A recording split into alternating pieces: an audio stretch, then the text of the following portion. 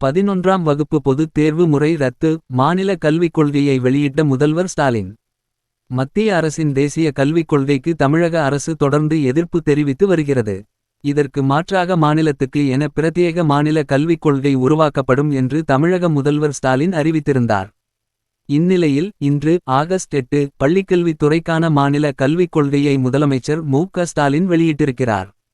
கொள்கையின் முக்கிய அம்சங்களில் 3, 5 மற்றும் 8ஆம் வகுப்புகளுக்கு பொதுத் தேர்வு நடத்தப்படக்கூடாது எனவும் தமிழ் மற்றும் ஆங்கிலம் என்ற இருமொழிக் கொள்கையை கடைப்பிடிக்க வேண்டும் எனவும் பரிந்துரைக்கப்பட்டுள்ளது. மேலும் தமிழை முதல் மொழியாகவும் கற்பிக்கும் மொழியாகவும் நிலைநிறுத்த வேண்டும் என வலியுறுத்தப்பட்டுள்ளது. இருமொழிக் கொள்கைதான் மாநில பள்ளிக் கல்விக் கொள்கை வெளியீட்டு விழாவில் பேசிய முதலமைச்சர் மு.க. ஸ்டாலின் தமிழ்நாட்டை பொறுத்தவரை இருமொழிக் கொள்கைதான் என்பதில் தி.மு.க. அரசு உறுதியாக உள்ளது. அரசு பள்ளியில் 12ஆம் வகுப்பை முடித்து உயர்கல்வியில் சேர்ந்த மாணவர்கள் 75 விழுக்காடு ஆக உள்ளது. 100 விழுக்காடு மாணவர்கள் உயர்கல்வியில் சேர வேண்டும் என்பதே இலக்கு. சமத்துவ கல்வியை உருவாக்குவோம், அறிவு கல்வியை அறிமுகம் செய்வோம், பாகுபாட்டை நீக்குவோம் என்று பேசியிருக்கிறார்.